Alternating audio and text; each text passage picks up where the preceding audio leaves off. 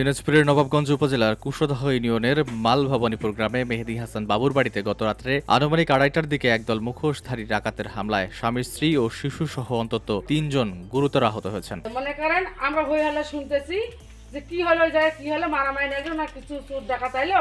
তা আমি একটা মহিলা কইছি যে আপনি জানতো না কি হয়েছি, দৌড় যখন ওই মেয়েটা আছে এমারও কিন্তু আত্মীয় হয়।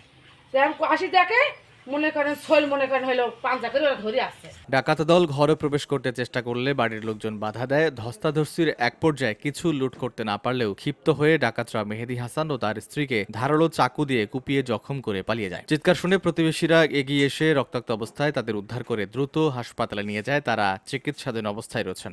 তখন আমার ছেলে আমাকে রেডি হাতে টেক দিল, মা মোর ছেলে শেষ। আমি এখন ওই বাড়ি হাতে আলম তালা টালা জিজ্ঞাসা করে খুলে আসি, দেখি এখানেও দরজা নাগে দেওয়া তালা, এই তালা ভাঙ্গি কেঙ্গের বাড়ি ঢুকলাম। হওয়ার পরে আমার স্বামী এলো, আমি টিয়ক দিলাম সবাইকে যে আমার ছেলে আরো শেষ করে ফেলেছিস, তোরা হাসপাতাল টান দাও। এটা আমার হুঁশে ছিল যে হাসপাতাল টান দাও, সাথে সাথে এখন হাসপাতাল টান দিল। এদিকে একই রাতে ইউনিয়নের কাজীপাড়া গ্রামেও হামলার ঘটনা ঘটে। সেখানে শাহজাহান ইসলামের মেয়ে 6ষ্ঠ শ্রেণী পড়ুয়া ছাত্রীকে লক্ষ্য করে মারাত্মক হামলা চালায় দুর্বৃত্তরা। এক রাতে ইউনিয়নে পরপর 2টি হামলার ঘটনায় স্থানীয়দের মধ্যে চরম আতঙ্ক ও ক্ষোভ বিরাজ করছে। গ্রামবাসীরা বলছেন ডাকাতরা সংঘবদ্ধ হয়ে এই হামলা চালিয়েছে। খবর পেয়ে ঘটনাস্থল পরিদর্শন করেছে নবাবগঞ্জ থানা পুলিশ ও Birampur circle ASP Haris Uddin. VOT Bangla news desk.